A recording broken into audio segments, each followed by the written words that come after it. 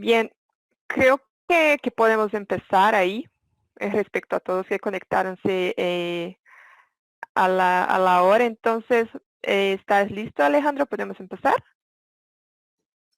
Sí. Sí, ok. Bueno, Sí, sí. ok, listo. Entonces, bien. Buen día y a todos. Muchas gracias por su tiempo y por conectarse. Agradezco también ya de antemano mucho a Alejandro por estar con nosotros acá el día de hoy en este webinar. Entonces, hoy este webinar va a ser ahí un poquito especial, un poco diferente de lo que estamos acostumbrados, porque tenemos ahí un experto que es Alejandro. Entonces, para ese tema que yo sé que es muy importante, que está ahí surgiendo con mucha fuerza y hay muchas dudas, muchas inquietudes sobre ese tema. Por eso ahí nos pareció muy bien a traer un experto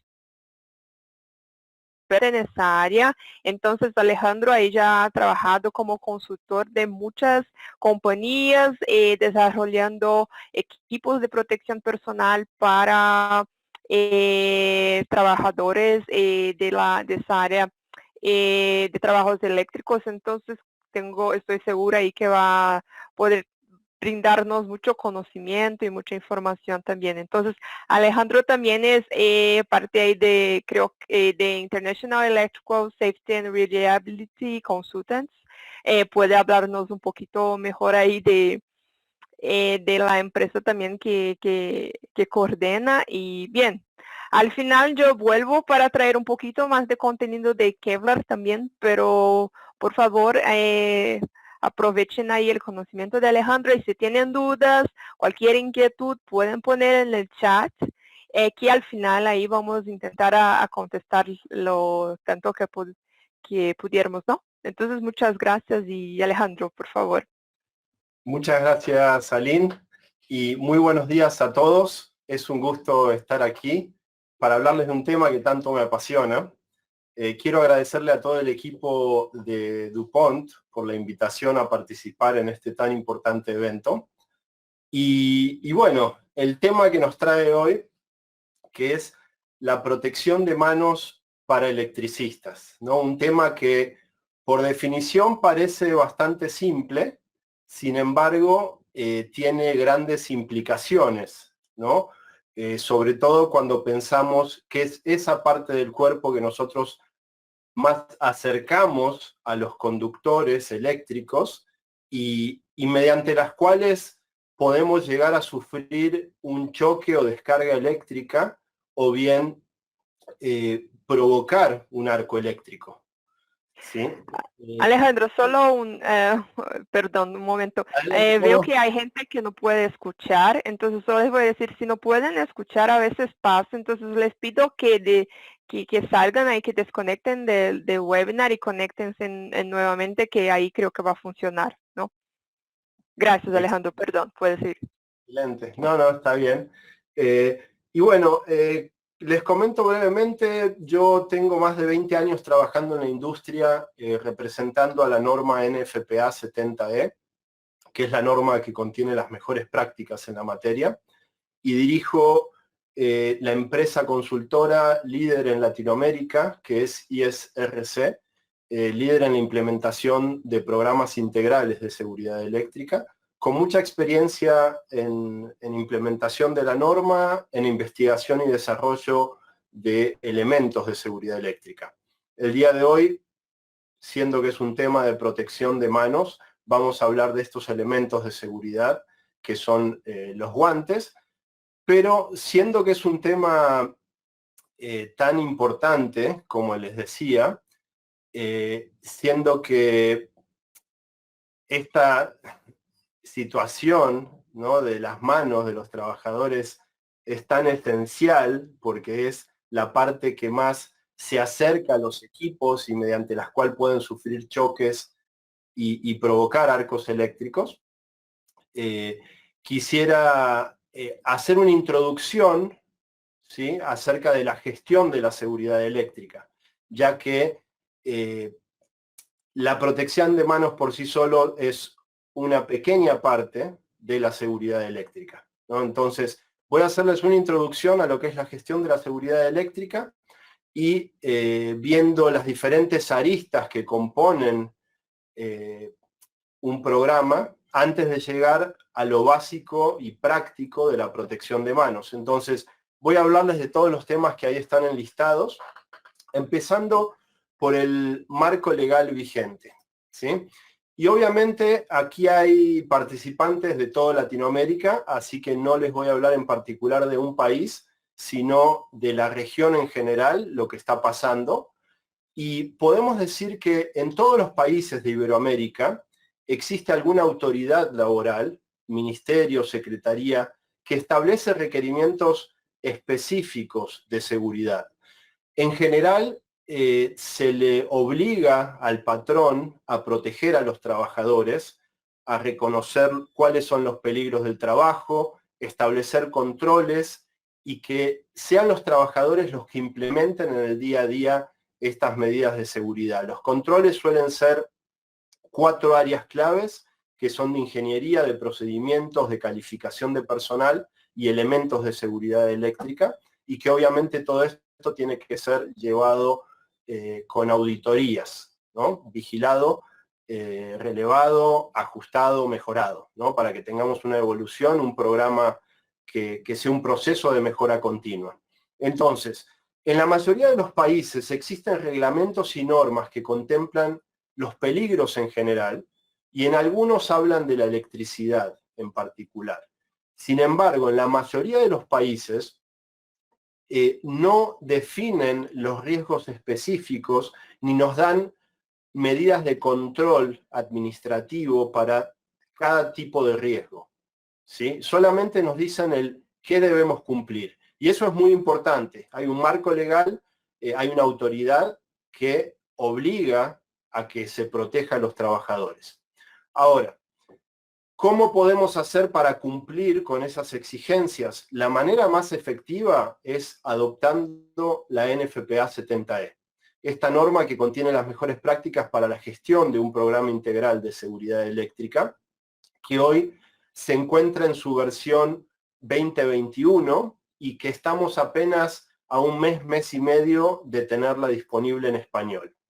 Ahora, ¿qué es la 70E? ¿Sí? Solo un minuto, perdón, Alejandro. Es que todavía seguimos viendo su pantalla, su tele inicial, su dispositivo inicial. No sé si está pasando, pero a nosotros solo vemos. No, solo Ah, estamos. ¿estás con webinar? Sí. Ja, ok, había avanzado varias diapositivas. ¿Pueden ver su pantalla? A ver. Veamos. Bueno, sirve para los que se están conectando, disculpen. A ver, decime a Lynn ahora si avanza. Sí, ahora sí avanzó.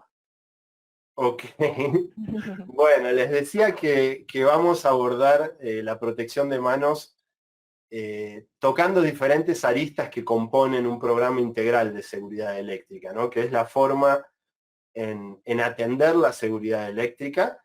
Les comentaba también que existe un marco legal en todos los países, autoridades que exigen la protección de los trabajadores, y esto a través de diferentes normas y estándares, pero que por lo general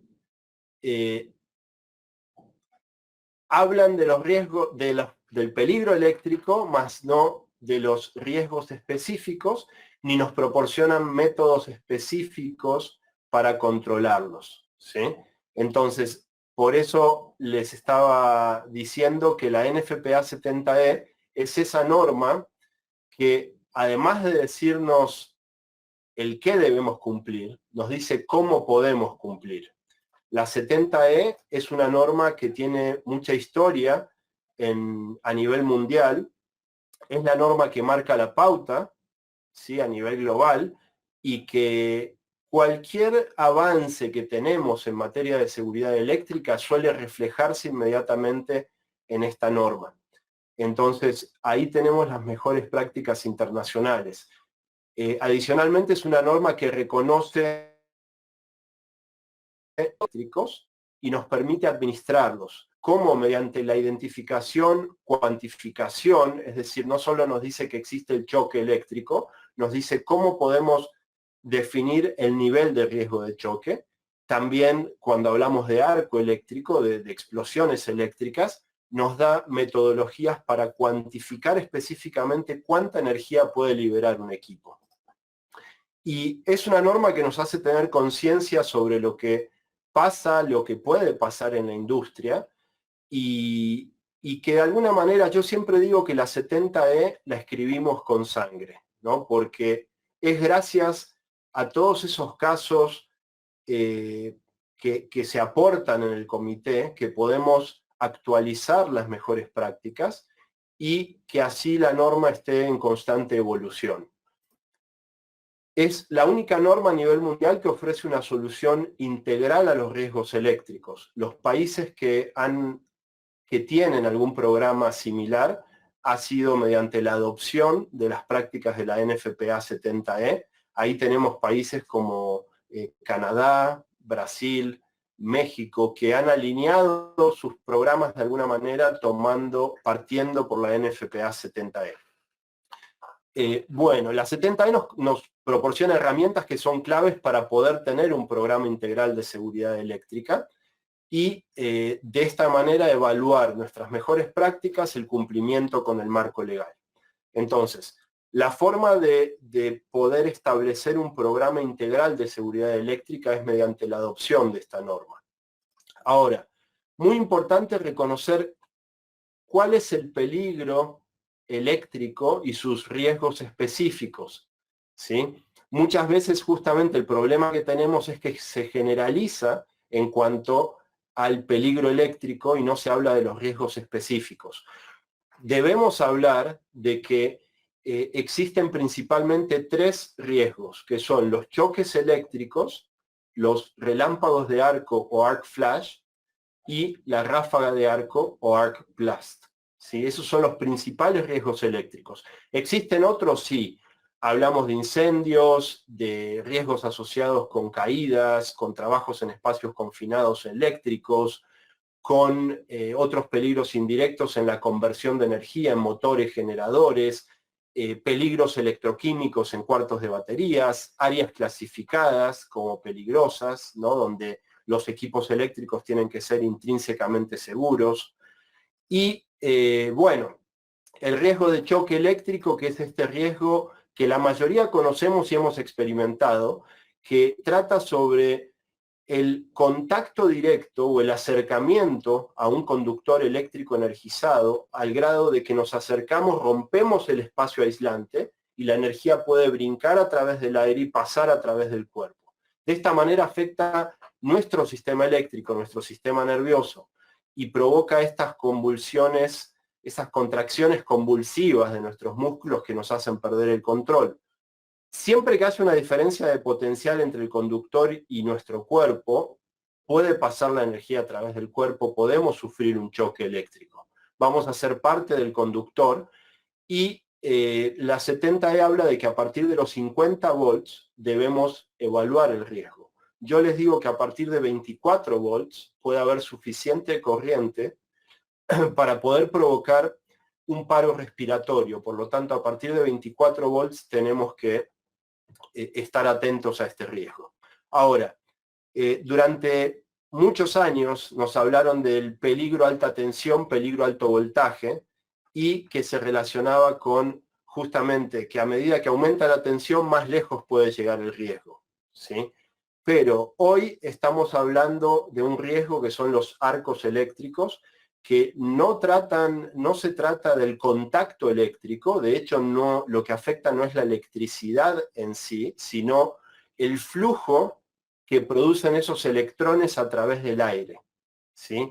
Los arcos eléctricos son fallas caóticas que producen altísimas temperaturas, dañan los equipos, los subliman, los convierten en plasma, gas, materiales líquidos, y proyectiles sólidos que pueden afectar de distintas maneras, como podrán imaginarse, ese tipo de explosión. Sí o sí, a partir de los 200 volts o niveles más altos, no está tanto relacionado con el voltaje, sino con la corriente, ¿sí? Ya que la corriente es la que marca ese flujo de calor. Entonces, en niveles bajos de tensión, tenemos arcos eléctricos que son más peligrosos, que tienen niveles más altos de energía radiante. ¿Qué es la energía radiante? La que se produce cuando ocurre un arco como el que vamos a ver en esta prueba que hemos hecho en un laboratorio. Observen, tenemos un tablero eléctrico de baja tensión, un maniquí, y vamos a ver lo que ocurre cuando se energiza. ¿Sí? Ahí tenemos un arco eléctrico. Esta explosión, va de nuevo. ¿Sí? Vemos que es una explosión, energía radiante. No hay que estar en contacto para que nos afecte este tipo de riesgo. ¿Sí? Los arcos eléctricos son fenómenos caóticos, les decía, que inician con energía radiante a la velocidad de la luz, que pueden provocar quemaduras graves desde primero hasta cuarto grado, o sea, la carbonización de tejidos, músculos, huesos, y se miden calorías por centímetro cuadrado. Esa alta temperatura que se genera a la velocidad de la luz hace que los conductores se fundan, se sublimen y se expandan, generando una ráfaga de arco. La ráfaga de arco ocurre a la velocidad del sonido y tiene muchos materiales fundidos, líquidos, plasma y proyectiles sólidos. Ahora, ¿cómo vamos a administrar la seguridad? Tenemos que trabajar en 4 pilares. ¿Sí? La seguridad eléctrica se basa en 4 pilares que son fundamentales. Que estos pilares son los de la ingeniería, los procedimientos, la calificación del personal y los elementos de seguridad eléctrica. Ahora, yo digo que la seguridad eléctrica es como una mesa, ¿sí? Como una silla que tiene 4 patas que son claves, y son estas 4, y que a su vez necesitamos tener una muy buena base donde apoyarnos. ¿Sí? Esa base está sustentada por el conocimiento actualizado y dentro de las empresas por la administración, por el liderazgo de la alta administración que permite que podamos trabajar en esos 4 pilares. Ahora, cada uno de estos pilares específicamente trata de lo siguiente. La ingeniería trata de la infraestructura eléctrica, ¿sí? Del operación, uso del sistema eléctrico. Es decir, que los sistemas eléctricos sean seguros para la operación normal. Estamos hablando de protecciones eléctricas, sistemas intrínsecamente seguros, tableros resistentes al arco, sistemas de enclavamiento, todo apegado al Código Eléctrico Nacional, el National Electrical Code, que es el que la mayoría de nuestros países en Latinoamérica han adoptado como propio. Ustedes lo conocen con otro nombre, seguramente, pero las bases vienen de esta norma NFPA 70. Y obviamente esto nos lleva también a una de las obligaciones fundamentales del código eléctrico, es el que contemos con estudios de ingeniería eléctrica. Y dentro de esos estudios están los análisis de riesgos eléctricos, que el NEC, la NFPA 70, nos dice que debemos hacer en base a la NFPA 70E. Ahí les muestro una etiqueta de un estudio de energía de relámpago de arco, estudio de riesgos de choque y arco. Y también debemos sumar a esto la importancia del mantenimiento a esos equipos eléctricos. Ese sistema que es seguro, hay que darle mantenimiento oportuno, ¿sí? Para que siga siendo seguro. Entonces, la NFPA 70B proporciona las mejores prácticas para el mantenimiento de sistemas eléctricos, de equipos y sistemas eléctricos. Ahora, ya tenemos esa infraestructura eléctrica y vamos a pasar al personal, o sea, quienes trabajan en estos sistemas. Y para eso es fundamental formar, ¿sí?, a todo el personal en base a su rol dentro del programa integral de seguridad eléctrica. Hablamos de que es conveniente tener un comité multidisciplinario de seguridad eléctrica, que todo el personal expuesto esté calificado en materia de seguridad eléctrica, identificación de riesgos, que adicionalmente conozca la utilización de todos los elementos de seguridad eléctrica, los EPPs, procedimientos, todo lo que compone el programa. Y que este programa vaya más allá del personal expuesto, dado que más del 50% de quienes pierden la vida por accidentes eléctricos no son electricistas. Entonces, cuando tenemos un programa de seguridad eléctrica, lo tenemos que ampliar a toda la población de una organización. Tenemos que capacitar y adiestrar, es decir, conocimiento y práctica, que sea integral, un crecimiento sostenido, ¿sí?, constante. Tenemos que darle el conocimiento para dar cumplimiento efectivo con los requerimientos del marco legal. Y como les decía, para lograr eso, la única manera es adoptando las prácticas de seguridad de la NFPA 70E. Podemos hacer muchos esfuerzos aislados, tomar un curso, comprar un EPP, hacer un estudio, diferentes, que si no los hacemos de manera integral y apegados a la 70E, denlo por seguro que no va a ser efectivo. Entonces, ese es el camino. Entonces, como parte de la formación del personal, tenemos que considerar también la certificación con base en las mejores prácticas internacionales en materia de instalación, de mantenimiento y de seguridad de las personas, apegándose también al marco legal de cada uno de sus países, ¿sí? Las auditorías son partes elementales y el personal que vaya a realizarlas obviamente tiene que estar calificado en todos los elementos del programa y en la implementación del mismo. Ahora pasamos a otro de los pilares que son los procedimientos. Todas estas directrices que nos permiten de manera administrativa controlar los riesgos. Partimos de las políticas y programas de seguridad para la gestión de la seguridad y salud en el trabajo, que debe contemplar actividades de mantenimiento, operación de instalaciones eléctricas, controlar los peligros, riesgos a través de estas herramientas administrativas, a través de procedimientos específicos, particulares, de primera vez, permisos para la realización de trabajos, autorizaciones, etiquetas, información, advertir a los trabajadores de cuáles son los niveles de riesgo, las distancias de seguridad, los elementos de seguridad apropiados. Definir principios, controles que van a regir todo este programa, así como procedimientos específicos para el control de la energía eléctrica.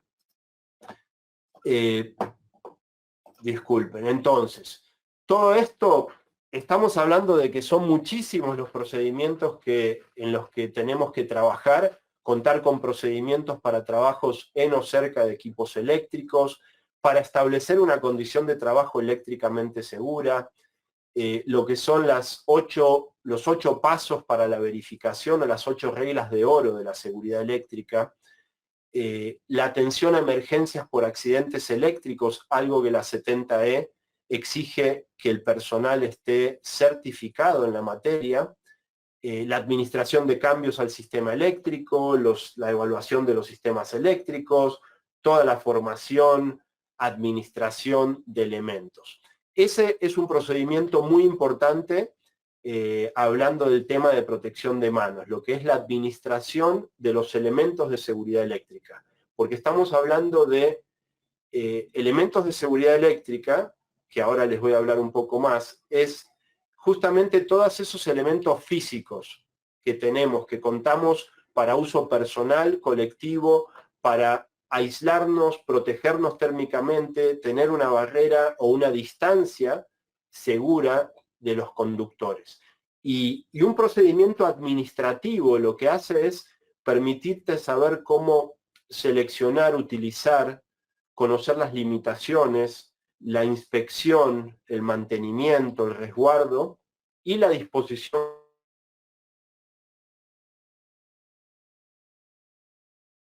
final relacionándose al tema de hoy.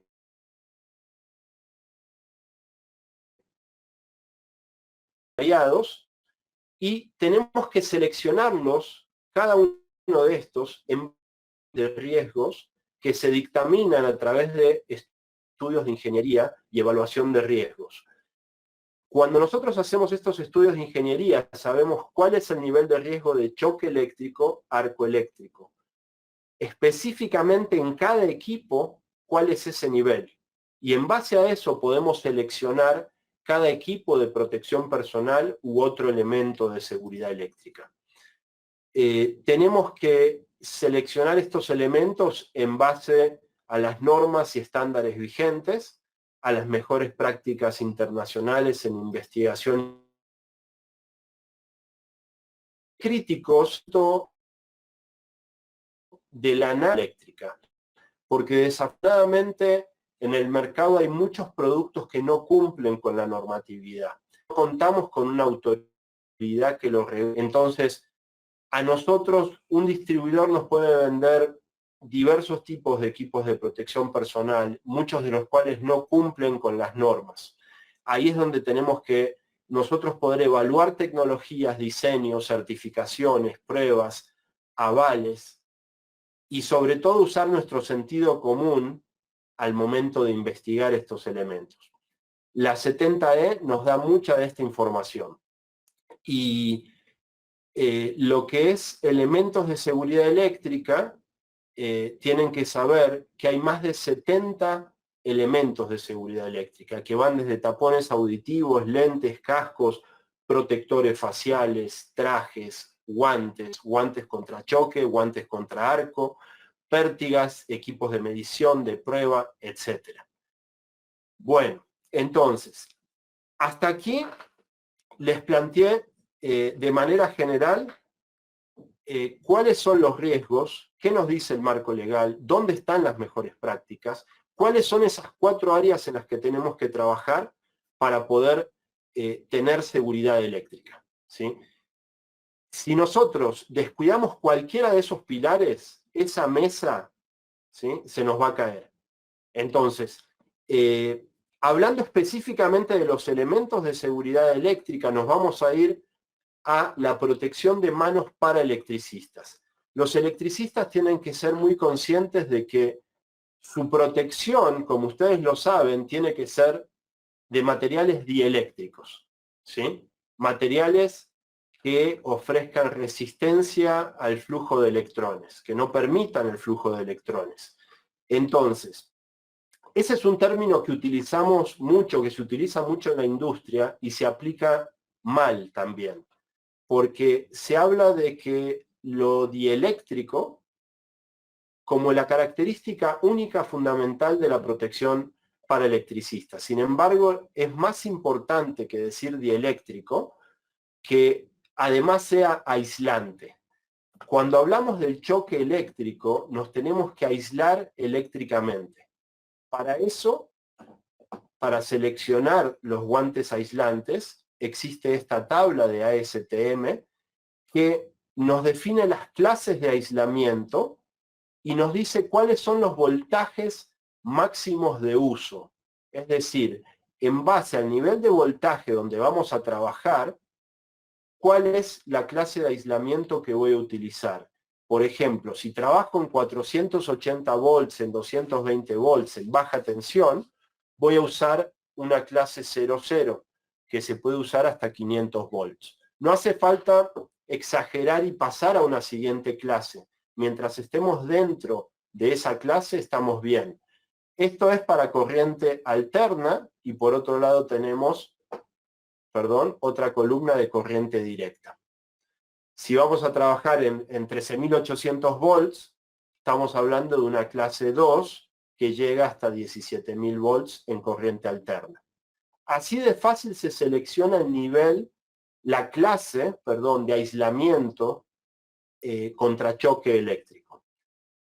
La protección de manos, como les decía, las manos son esa parte del cuerpo que se acercan a los conductores, que son los que pueden provocar el choque eléctrico y que la energía pase a través del cuerpo. Entonces es fundamental aislarnos. Es el principal elemento aislante con el que cuentan los electricistas. Y un juego de guantes aislantes está compuesto por guantes típicamente de algodón, de hule, que es el guante aislante, hule o látex, y protector de cuero para guante aislante. Ahora, tenemos algunas alternativas, y esto es digamos que novedoso para muchos, que son que ese guante de algodón que usamos para absorber la humedad y para evitar que en caso de un arco se pegue al fundirse el hule a la piel, podemos también reemplazarlo por un guante de fibras aramidas, ¿sí? Combinaciones de materiales como Nomex y Kevlar, ¿sí? Y otras fibras, para poder cumplir esa función y tener una base de protección contra arco eléctrico también. Luego utilizamos guantes aislantes de las diferentes clases de aislamiento. Y por último nos ponemos el protector de cuero, que es una protección mecánica del guante aislante. Esa protección de cuero también tenemos una alternativa. Hoy en día existen guantes de cuero que tienen un alto contenido, además de cuero, de fibras aramidas, como por ejemplo el Kevlar. Entonces, ¿qué nos ofrecen estas fibras, este contenido de fibras especiales? Básicamente nos dan una mejor protección mecánica contra mecánica térmica, es decir, contra el relámpago de arco, que es la energía radiante, el arc flash, y mecánica contra la ráfaga de arco, contra la onda expansiva y los proyectiles. De hecho, la única protección que existe para lo que es la ráfaga de arco, los proyectiles, las esquirlas, es la utilización de fibras como el Kevlar para tener esa resistencia mecánica. Cualquier otro material que utilicemos no va a tener la resistencia mecánica para poder soportar esas esquirlas que se generan a alta velocidad en los arcos eléctricos. Entonces, una excelente opción es igualar la protección del guante de cuero con la protección requerida contra arco eléctrico, ¿sí? Entonces, selección de guante aislante, selección de guante resistente al arco, combinarlos. Existen también una alternativa para cuando no existe el riesgo de choque eléctrico, solamente vamos a hacer trabajos en partes desenergizadas, pero que estamos cerca de equipos que pudieran producir un arco eléctrico. Existen estos tipos de guantes, de nuevo con combinaciones de distintos tipos de fibras con alto contenido de Kevlar, que ofrecen protección que varía de entre 8 a 12 calorías. Esta es un muy buen guante mecánico básico para los electricistas. Si ustedes no lo saben, la gran mayoría de los casos de arco eléctrico, cuando nosotros terminamos un estudio de arco, encontramos que entre un 60 y 80% de los casos de arco están por debajo de 8 calorías y podemos protegernos con 8 calorías. Entonces, este guante es un elemento fundamental. Ahora, hay entre un 20 y 40% de casos que están en niveles más altos de arco. Ahí es donde usamos trajes completos y esos trajes tenemos que complementarlo en la protección de manos. Entonces, si nuestra etiqueta indica que hay que utilizar un traje, por ejemplo, de 65 calorías por centímetro cuadrado, vamos a utilizar un protector de manos para proteger los guantes aislantes, en caso de que exista también riesgo de choque, que tenga esas 65 calorías por centímetro cuadrado. Existen distintos diseños, distintos modelos, marcas, cada uno tiene que tener su nivel de resistencia al arco. Todos estos son de cuero y tienen un alto contenido también de Kevlar, ¿sí? Para esa resistencia mecánica y térmica. Ahora, además de guantes de cuero, existen guantes que son fabricados de fibras, de telas, que también se pueden utilizar encima del guante aislante, ¿sí? O por sí solo cuando no existe riesgo de choque eléctrico. En los últimos años hemos tenido avances en los comités de normas de equipos de protección personal, y más adelante Aline les va a hablar de los avances específicamente en lo que es la ASTM F2675, que justamente es un estándar de desempeño de guantes protectores para guantes aislantes. Entonces, se incorpora de lo que les estoy hablando ahora, que es que esos protectores sean resistentes al arco. Y como les digo, pueden ser de telas, ¿sí? Con altos contenidos de fibras aramídeas, de cuero, también con contenido de fibras aramídeas. Bueno, para ir cerrando el tema, quiero mostrarles cómo es que se prueban estos guantes, cómo es que se prueban telas y otros equipos de protección personal contra arco. Y básicamente es sometiéndolos a arcos eléctricos en laboratorio. Entonces, existen protocolos donde nosotros podemos poner los guantes, como pueden observar aquí, básicamente donde se posicionan estos guantes, hay un sensor similar al que podemos ver aquí, a los que podemos ver aquí afuera. Entonces, están a la misma distancia de los electrodos donde vamos a generar el arco. El arco se genera entre estos dos electrodos cortocircuitando con un alambre, energizando, generando el arco y luego viendo el desempeño del equipo de protección personal. Entonces es expuesto a un arco eléctrico y se mide su resistencia al relámpago de arco para darle un valor en calorías por centímetro cuadrado, ¿sí? La unidad de medida de los arcos.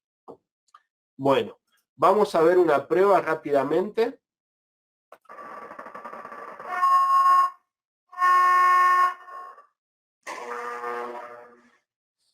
Ven que se genera el arco y podemos ver los resultados. En este caso, al ser cuero, vemos cierto encogimiento, ¿sí? Por eso esa forma que adquieren los guantes. Veo en el video que está algo lento, así que lo vuelvo a pasar rápidamente. ¿Sí? Se genera el arco, se exponen los equipos, esta información baja a una computadora donde se hacen cálculos, donde se hacen muchas pruebas, ¿sí? El mínimo 20 pruebas, y llegando a 40 y hasta 60 pruebas para poder definir sus niveles de resistencia. Bueno, para ir cerrando mi ponencia y antes de cederle la palabra a Aline, enfatizar que la protección de manos es clave, porque es esa parte del cuerpo que acercamos a los conductores, que necesitamos conocer el nivel de tensión para saber el nivel de aislamiento que debemos utilizar, que tenemos que estar conscientes no solo de las manos, sino de todo nuestro cuerpo, pero que el nivel de aislamiento que utilicemos en manos o en cualquier otro equipo tiene que estar basado en una clase de aislamiento. No es suficiente decir que es dieléctrico, ¿sí? Tiene que ser aislante, clasificado con un nivel específico. Ahora, todo lo que tiene que ver con arcos eléctricos se requiere de un estudio preciso por gente con mucha experiencia que defina en cada punto de su sistema eléctrico cuál es el nivel de energía que puede liberar un relámpago de arco. Conociendo ese nivel que se mide en calorías por centímetro cuadrados, podemos seleccionar EPP adecuado para que cuando ocurra un arco no exista la posibilidad de heridas por quemaduras. es muy importante que todo equipo de protección personal contra arco tenga alto contenido de fibras aramidas. Eso nos va a dar, además de protección al relámpago, protege a la ráfaga de arco, ¿sí? A la parte balística de este fenómeno caótico que produce tanto daño.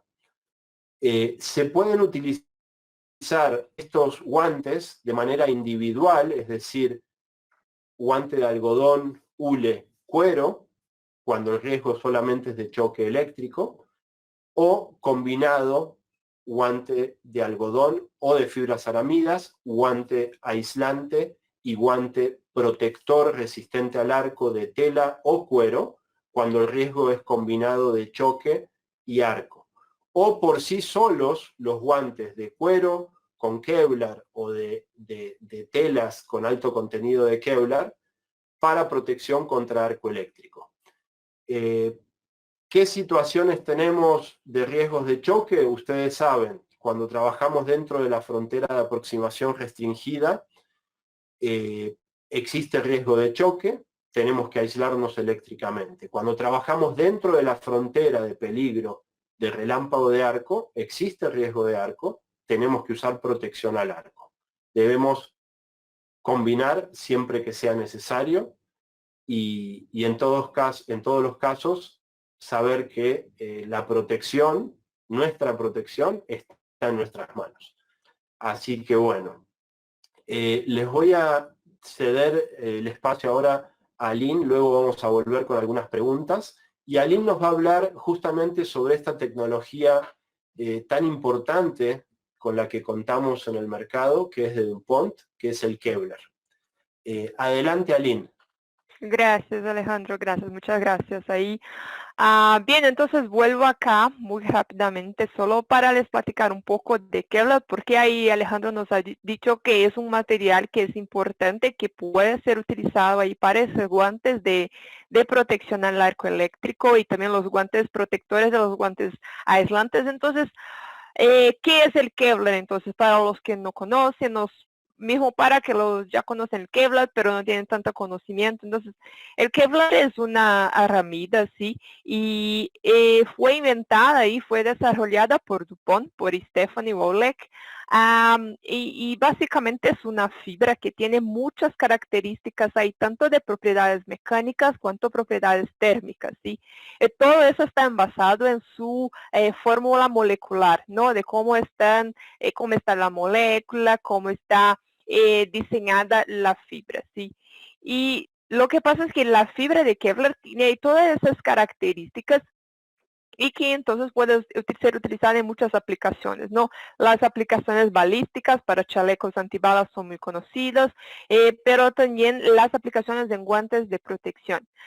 Tanto guantes de protección al corte, porque tiene una resistencia inherente al corte, o sea, la propia fibra, por su característica mecánica, también ofrece ahí una resistencia al corte, o sea, es más difícil cortar, por ejemplo, una fibra de Kevlar que de algodón o que un guante de cuero, o sea, ya tiene una característica de resistencia al corte, ¿sí? Que es importante. Otra característica es que no prende fuego o propaga la llama. Entonces, muy similar al Nomex en ese punto. O sea, se puede intentar prender fuego en un guante de Kevlar o una fibra de Kevlar, que no, eso no va a ocurrir, porque también inherentemente no prende fuego, no propaga llama, o sea, tiene esa característica muy importante. Y junto a eso también es una barrera muy eficiente al calor, desde el punto de vista que ofrece una resistencia a la temperatura, o sea, lleva más tiempo para que la temperatura pase por toda la fibra de Kevlar y ahí llega a la mano de la persona, por ejemplo.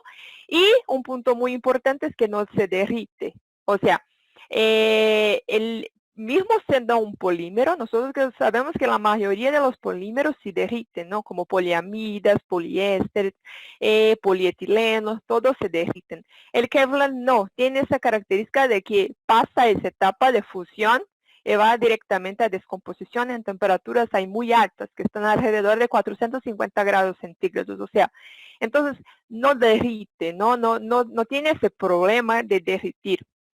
Y bien, ¿por qué que entonces, y además tiene resistencia también a arco eléctrico, a punción y a abrasión, por ejemplo, ¿no? Que son muchos de los riesgos que están más asociados también a resistencia mecánica. Y entonces, ¿por qué el Kevlar puede ser utilizado en guantes de protección al arco eléctrico? ¿Cuáles son las características que tiene esa fibra que le posibilita la aplicación a un guante de arco eléctrico? Entonces, el primer punto, como estaba diciendo, no derrite ni gotea. Cuando estamos hablando de riesgos relacionados a fuego, a arco eléctrico, eso es muy importante tener en mente porque, mira, si un guante puede derretir en su mano con el contacto con un fuego, arco eléctrico, ahí vas a tener un accidente mucho peor que simplemente el EPP o de quemaduras, ¿no? Va a tener ahí el guante pegado en la piel de la persona, por eso es esencial que no derrita, ¿no? Tiene esa capacidad de absorber energía, así como el Nomex. Entonces, la energía que recibe, por ejemplo, de un arco eléctrico, va a absorber la mayor parte y deja pasar mucho poco. Por eso también protege de las quemaduras, ¿sí? Alta resistencia mecánica. ¿Y por qué eso es importante? Porque, mira, si estás utilizando un guante protector para un guante aislante, o sea, ese guante protector va a servir también para proteger ese guante aislante. Entonces, es muy importante que el guante protector no se corte fácilmente, no se perfure fácilmente, o sea, tenga una alta protección, ¿sí? Porque si no pasa eso, no hace sentido utilizar ese guante para proteger el otro guante. Entonces, también muy importante. Protege también contra cortes y perforación. Entonces, mismo para guantes protectores, cuanto para guantes ahí utilizados directamente en la mano como para arco eléctrico, en los casos que Alejandro nos ha comentado, también tiene esa protección muy alta. Y un otro punto importante es que puede ser hecho como guante cosido ahí, pero también como guante tejido, que ahí va a estar muy ligero, muy maleable y muy cómodo para se utilizar. Y ahí se parece mucho con esos guantes que vemos que son muy ligeros, como que multitato, que se utiliza para muchas tareas de mantenimiento, por ejemplo, pero se puede ser hecho en Kevlar. Sí, también muy ligero, también con el recubierto en la palma para que tenga mejor adherencia y todo. Entonces, eso sí es una otra ventaja, una característica muy importante del Kevlar.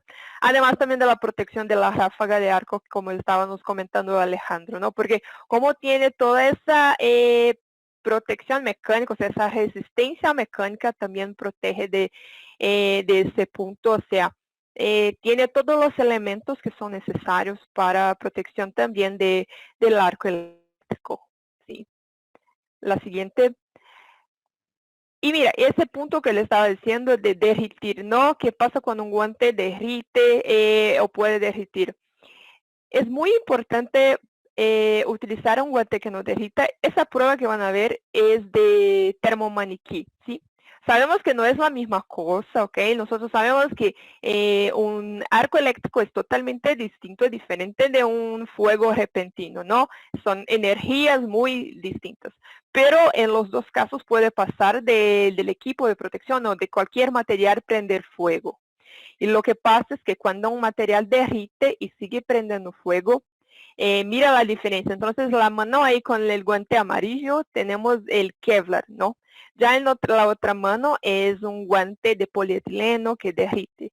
Mira cómo sigue prendiendo fuego y además de eso está goteando, o sea, sigue prendiendo fuego y sigue derritiendo. O sea, eso va a ocasionar un accidente que es mucho peor. Por eso, yo ya vi, hay muchos personal que trabaja con seguridad, con la parte eléctrica, utilizando guantes, por ejemplo, de poliamida o de poliéster, como que guantes para múltiples protección, o sea, de uso general. Y yo he visto ahí muchos accidentes que se ocurren con eso, ¿no? Por consecuencia de que ese guante derrite. Entonces, cuando van a seleccionar su guante, eso es muy importante tener atención. ¿Sí? La siguiente, Alejandro, por favor. Y en ese video también acá una prueba de termomaniquí, pero con guante de cuero. Lo que quiero mostrar a ustedes acá es que no es cualquier guante de cuero que también puede ser utilizado en esos casos de riesgo de fuego o de arco, ¿no? Porque qué pasa que el cuero va a encoger mucho. Entonces, mira qué pasó con el guante de cuero, ¿no? Con los dedos, cómo ha encogido. Entonces, muchas veces ahí no se ve un guante cualquiera de cuero y se piensa que puede utilizar, pero no. Por eso es muy importante que se vea que ese guante está certificado, que sigue todas las normativas, o sea, que también tenga esa protección, ¿no? Y bien, la nueva norma, y como ya estaba diciendo Alejandro, eso es muy nuevo, ¿no? Ha salido ya hace una semana, un poco más, que es la nueva STM, la F3258, o sea, ya está aprobada, entonces está por salir ahí en los próximos días o semanas. Y es una norma de requisitos para guantes protectores, ¿sí? Antes no teníamos eso, y eso es algo que está creciendo mucho ahora, entonces es probable que empiecen a haber mucho más de eso. Incluso vamos a tener una norma internacional que también ya está por salir relacionado a la prueba de arco eléctrico para guantes, pero en este caso específico, los guantes protectores ahora van a tener requisitos de protección mecánica como perforación, como corte, requisito de hilo, y requisito también de clasificación de arco, ¿sí? Todo que está relacionado también con protección al fuego, como el tiempo de post-flama, o sea, esa norma también va a ayudar mucho ahí en la evolución de ese mercado, de esos guantes, y va a servir muchísimo para también la selección y para que podamos elegir los mejores guantes, ¿sí? La Muy próxima. importante, Aline, lo que estás comentando, Sí, ¿no?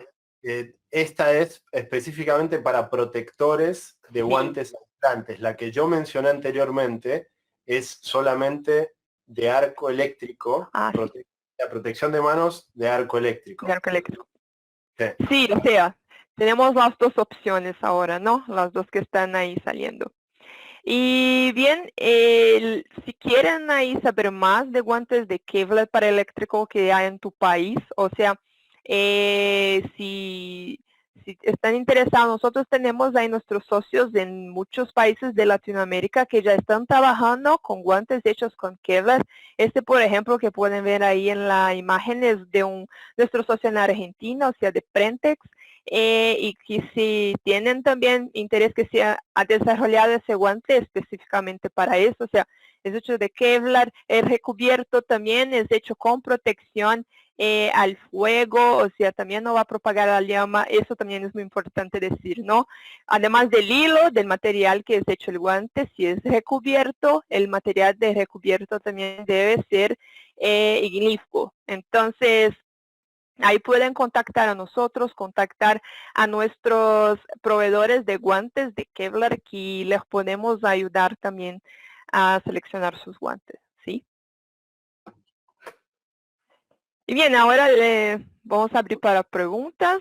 Veo que ya tenemos algunas acá. Déjame ver para que podamos empezar. Preguntan acá si los guantes están certificados, ¿no? Creo que son los guantes que ha mostrado también Alejandro. O sea, no sé si puedes comentar un poco más, Alejandro, de la certificación. Claro, sí. Miren, estamos hablando de dos tipos de riesgos, ¿no? Los que son para choque eléctrico, los aislantes, tienen que estar certificados, efectivamente. Tienen una certificación inicial que es una certificación de 12 meses, que es durante el periodo de almacenamiento de los guantes. Y luego, una vez que se pone en uso, tiene una duración de 6 meses el guante aislante. Pasados los 6 meses, uno tiene que enviarlo a un laboratorio donde se lo van a recertificar y eso nos va a proporcionar 6 meses adicionales de uso. Así hasta que no pase la prueba. Si no tienen cómo certificar, los guantes a los 6 meses de uso, los guantes aislantes, se tienen que desechar, ¿sí? Ahora, en cuanto a arco eléctrico, estamos hablando de que los materiales tienen que estar probados, ¿sí? Hasta el día de hoy nosotros hablábamos de la ASTM F1959, que era de telas y es la que utilizábamos para los materiales con los que construíamos guantes. Hoy contamos también con la F2675, que es de guantes específicamente, y con la otra norma que nos mencionó Aline, ¿sí? Que tenemos aquí, ay, perdón, se me olvidó el número, que es la F3258, que estamos a muy poco de que esté, de que sea oficial, que esté publicada. Entonces, sí le tenemos que pedir a los fabricantes que estén probados, certificados esos equipos. Gracias, Alejandro. La otra pregunta acá es cuál es la diferencia entre Kevlar y Nomex. Creo que eso es importante ahí contestar porque creo que es una duda que muchos tienen. Entonces, el Kevlar, los dos fueron ahí desarrollados por DuPont. El Kevlar es la paraaramida y el Nomex es la metaaramida. O sea, lo que cambia es una posición ahí del anillo aromático de la cadena química, pero eso hace con que sean muy parecidos, muy similares en algunos puntos, como de resistencia mecánica, por ejemplo, y de resistencia térmica, pero la diferencia principal que te voy a decir, ¿por qué uno es utilizado más para trajes de protección, como el Nomex? Es porque las propiedades textiles del Nomex son un poquito mejores que de Kevlar. O sea, y para hacer trajes, el Nomex está más cómodo, ¿no?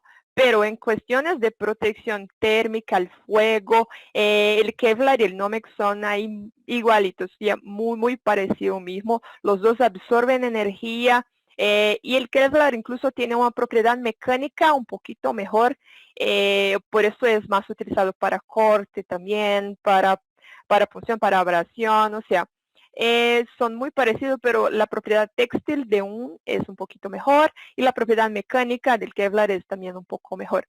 Pero cuando estamos hablando de fuego, son muy parecidos. Agregaría que es fundamental que en la protección para arcos eléctricos, protección de todo el cuerpo, no solo de las manos, justamente se considere que los trajes, guantes, capuchas y demás, tengan altos contenidos de ambas fibras, Nomex y Kevlar, ¿sí?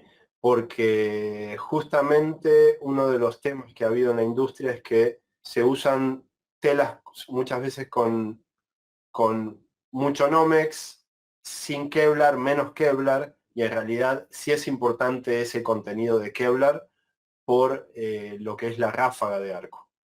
Es una propiedad balística fundamental para esos perdigones, esas esquirlas que se generan.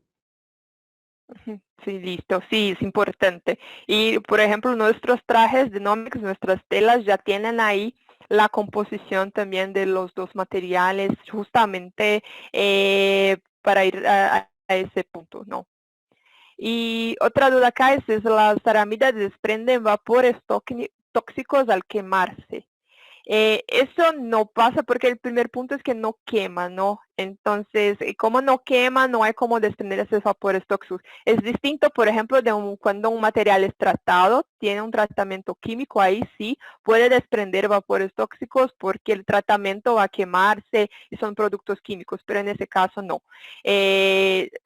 Solo va a desprender algo si llega al punto de descomposición. Pero ahí va a ser como que carbono, ¿no? Que es la descomposición de cualquier material, pero no va a generar nada tóxico también. Y obviamente sería en caso de que seleccionemos mal la protección. Ahí hay un punto muy importante, ¿no? Que es el contar con un buen estudio de arco, ¿sí? Para conocer el nivel de riesgo y seleccionar apropiadamente la protección, porque como dice Aline, si tú superas la resistencia, bueno, se va a carbonizar, pero se va a carbonizar porque ya superaste el nivel de resistencia que tiene. Entonces, como digo, la clave ahí es la identificación del riesgo y la selección apropiada del equipo de protección personal. Esa es un área de expertise nuestra de ISRC nosotros hacemos los estudios para que ustedes puedan conocer los niveles de riesgos en sus instalaciones. Es una parte clave de un programa de seguridad eléctrica. De hecho, es la base. Si ustedes no hacen ese estudio, todo lo que hagan va a ser asumiendo muchas cosas que la mayoría de las veces no son verdad. Entonces, la única manera es contar con un estudio, conocer con precisión el riesgo, seleccionar con precisión la protección. Sí, sí. Bueno, ya pasamos un poquito del tiempo. Alejandro, ¿puede quedarse ahí como 5 minutitos más para contestar unas preguntas más? Sí. Ah, Sí, gracias. por supuesto. Los que pudieran quedarse ahí, por favor, creo que tenemos ahí mucha información interesante. Me preguntan acá, es decir, con este tipo de guante ya no es necesario usar el guante de algodón debajo del guante aislante. No, bueno, la respondo a Lynn. Sí, por favor. Miren, el guante de algodón tiene el propósito de absorber la humedad, ¿sí? El sudor, y permitir el poder insertar y extraer la mano del guante de hule. Si ustedes no utilizan el algodón, lo más probable es que les cueste meter y más sacar la mano y pudieran romper el hule, la goma o látex. Entonces, esa es una propiedad fundamental. Por otro lado, en caso de que se expongan a un arco eléctrico, sabiendo que las manos son las que más se exponen porque están más cerca de la fuente de energía, si se llegara a fundir el hule, se va a pegar en el algodón. Ahora, les decía que ese guante de algodón siempre tiene que estar, excepto si lo reemplazamos por un guante similar de tejido, textil, pero con propiedades de resistencia al arco, ¿sí? Combinaciones de fibras que pueden ser de metaramida, pararamida, carbón, fibra de vidrio, distintas combinaciones. Bueno, entonces esa es una de las opciones, un guante de tela delgado, cómodo, ergonómico, que reemplace al algodón. Pero en todos los casos tenés que usar un guante debajo del guante aislante. Hay que usar un guante, por más que sea muy delgado, que esté por estas razones que comento. Y ese también se puede utilizar en Kevlar ahí solo para reforzar. El algodón sí es muy utilizado, pero lo podría ser utilizado en Kevlar, que los beneficios también ahí serían que va a durar mucho más, porque el Kevlar tiene una durabilidad mucho más alta que de algodón. Y también, por ejemplo, en un caso ahí de que derrita el guante de hule, el Kevlar no va a derritir. Entonces también puede actuar como una otra barrera de protección, o sea, también tiene ahí y puede ser hecho también muy, muy delgado como ese guante de algodón. Entonces sí, también se podría utilizar, ¿no? Totalmente. De hecho, se ve parecido al que tenemos en la imagen. Sería algo parecido a este, pero sin Sin, sí, la parte del dip de sin el neopreno. recubierto, sí, sí, exacto. Exacto.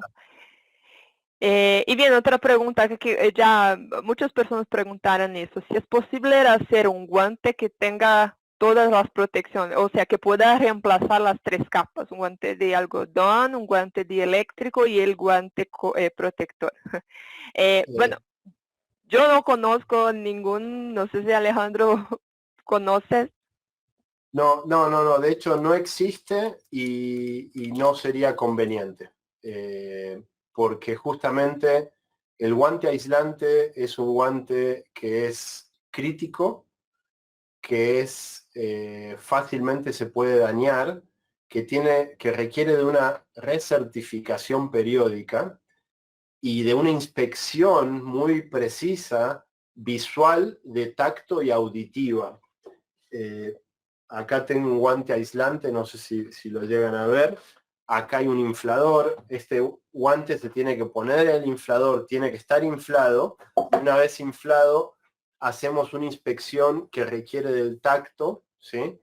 De poder ver el hule, sus condiciones, y estando inflado, poder sentir el aire o escuchar si hay alguna fuga. Entonces, si hiciéramos este guante con una capa permanente de textil, ¿no? de Kevlar u otra combinación, sería muy difícil esa inspección que se hace a diario.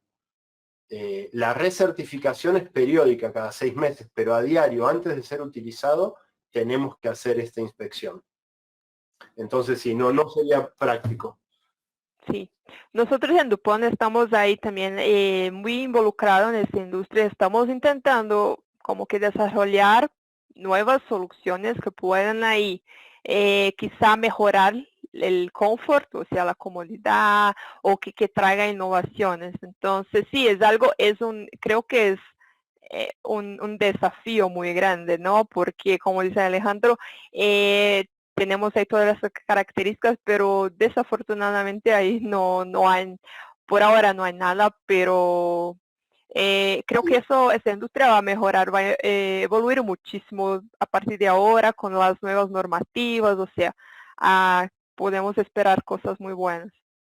Además hay un punto clave acá. Tenemos son 3 riesgos: choque, relámpago, ráfaga. Ujú. Necesitamos combinar las protecciones. El arco eléctrico, relámpago y ráfaga, usualmente lo juntamos en una protección, ¿no? Que tiene que tener protección de calorías por centímetro cuadrado, de acuerdo al riesgo en calorías, que tenga contenido de Kevlar para que tenga resistencia a la ráfaga. Entonces ahí tenemos un elemento que se seleccionó en base a las calorías por centímetro cuadrado, a su resistencia, pero el otro es según el aislamiento. Entonces, si tú combinaras, si se hiciera, además del problema de la inspección, un producto que esté combinado el hule y o sea, protección al choque y al arco, las combinaciones serían muchísimas, porque tenés 5 clases de aislamiento, más otras 6, 7 clases de protección al arco, y que se pueden combinar en distintas formas. Entonces, para clase 00 necesitaría 7 tipos de protecciones al arco, para clase 0, 7, para clase 1. Entonces, sería muy complejo ese camino, ¿no? Sí, claro, claro. Sí. Sí, Bien. tenemos muchas preguntas acá llegando. Disponible. Adelante, ¿eh?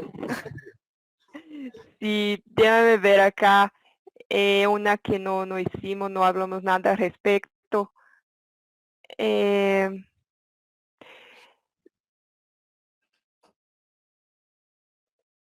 am,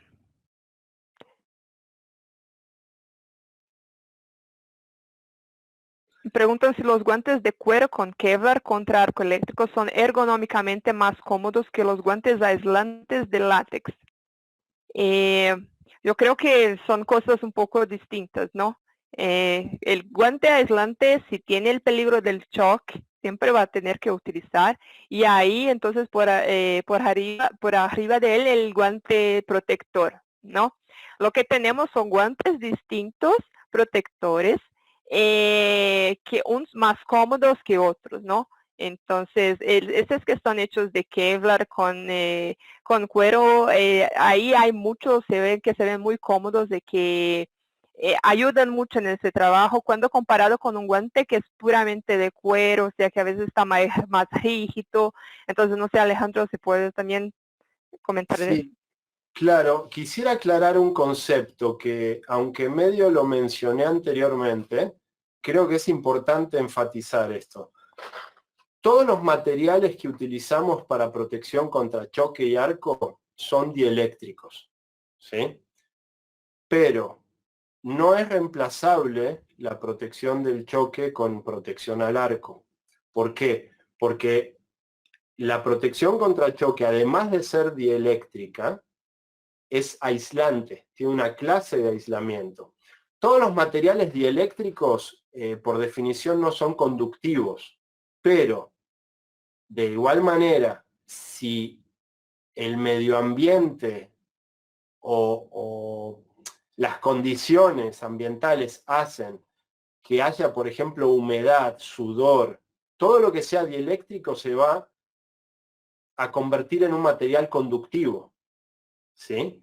Es decir, aislante, dieléctrico. Ambos no permiten el flujo de electrones, pero el dieléctrico es poroso, ¿sí? Tiene poros. Esos poros pueden ser rellenados con agua, ¿sí? Humedad. Y eso hace que ahora ese dieléctrico sea conductivo. El aislante es impermeable y tiene una clase de aislamiento inalterable, ¿sí? Entonces, no sería reemplazable, que es cómodo, sí, quizás sea más cómodo utilizar un guante, como decía Lynn, de cuero con Kevlar, que el de hule, pero no estamos hablando de que se vaya a reemplazar uno por otro. Ujú. Es Sí, una cuestión de complementar y protegerse acorde a los riesgos que enfrentamos. sí. Y una otra pregunta acá es, ¿cómo evitar que un guante de hule se rasgue? O sea, ahí por eso se utilizan los guantes protectores, ¿no? Totalmente. Los guantes protectores se utilizan para ese fin. Los guantes de hule no debemos exponerlos, no debemos dejarlos al sol, no debemos exponerlos a sustancias, a hidrocarburos, ¿sí? Grasas, aceites, solventes, etcétera. Tenemos que tener las manos limpias, tenemos que mantener uñas cortadas, no utilizar anillos, pulseras. En lo posible, eso, ¿no? El cuidado de nuestras manos, del uso de los guantes de algodón o el que decíamos de Kevlar, para proteger desde adentro el guante de hule y por fuera el protector adecuado, ya sea cuero, tela y cuero, ¿no? Sí, listo. Eh, Eso, lavado, cuidados, etcétera. Y otra pregunta acá, me dicen no está claro cuándo se puede utilizar solo el guante de Kevlar Ok. para protección al arco. No Sí, sé, Alejandro. sí, claro, porque empecé a explicarlo y me di cuenta después que no lo terminé de decir. Les decía que para qué se usaba el aislante y no volví al de arco. El de arco se usa para cuando existe riesgo de arco, más no vamos a traspasar la frontera restringida. Es decir, no vamos a entrar en ese espacio donde aumenta el riesgo de choque, pero sí estamos dentro de la frontera de arco. Por ejemplo, voy a hacer una termografía, ¿sí? Si voy a hacer una termografía, es posible que me ponga los guantes aislantes para retirar tapas, puertas, pero luego cuando hago la termografía, solamente tengo que protegerme manos, cuerpo, porque la voy a hacer a distancia. No voy a estar tan cerca del conductor.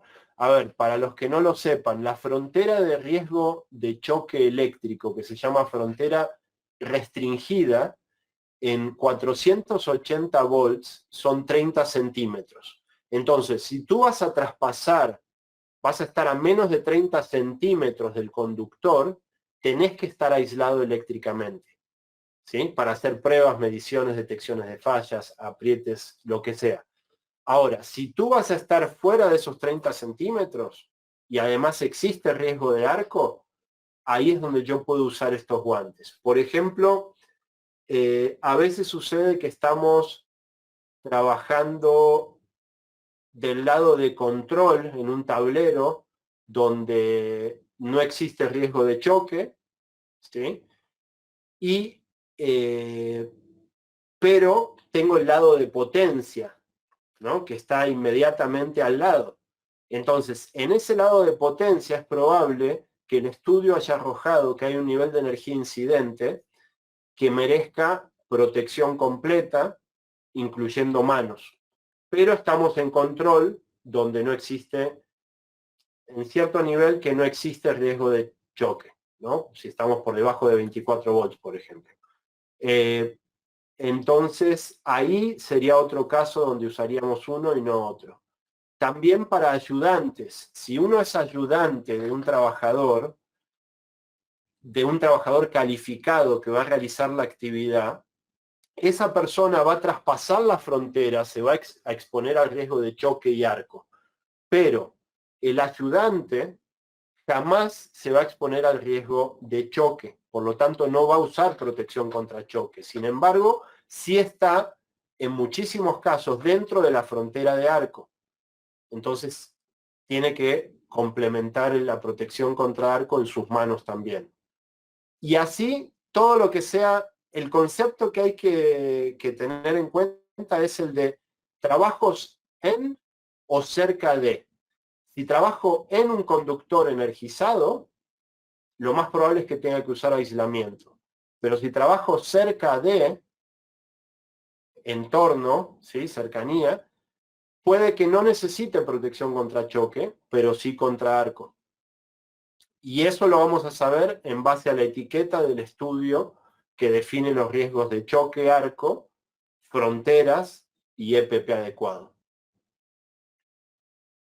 No, listo, ahora creo que sí está clara, ¿no? Gracias, Alejandro. Bien, hay otras preguntas acá, pero bien, creo que ya pasamos un poco del tiempo, entonces, si tienen más dudas o consultas, por favor, siéntanse libres para contactar a mí. Veo personas preguntando dónde pueden encontrar guantes en México o acá también en Colombia, entonces se pueden enviar un correo a mí, yo les puedo poner en contacto con nuestros socios en cada país, ¿sí? Y bueno, para preguntas de consultas técnicas también creo que Alejandro ahí está a disposición, ¿no? Entonces, si tiene el correo ahí de Alejandro, entonces siéntanse libres para contactarnos a nosotros. Agradezco mucho por todas las preguntas, por el tiempo de ustedes. Bien, creo que tuvimos una exposición muy buena acá con bastante información, ¿no? Entonces, Buenísimo. Alejandro, muchísimas gracias. Un gusto estar aquí contigo y bien, espero ahí que podamos seguir con el trabajo.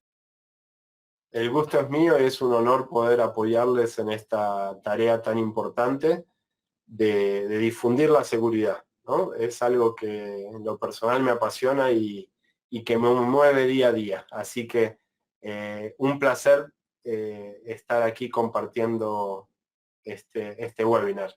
Les agradezco muchísimo a todos ustedes en DuPont, a todos los participantes que se conectaron, que nos siguieron hoy.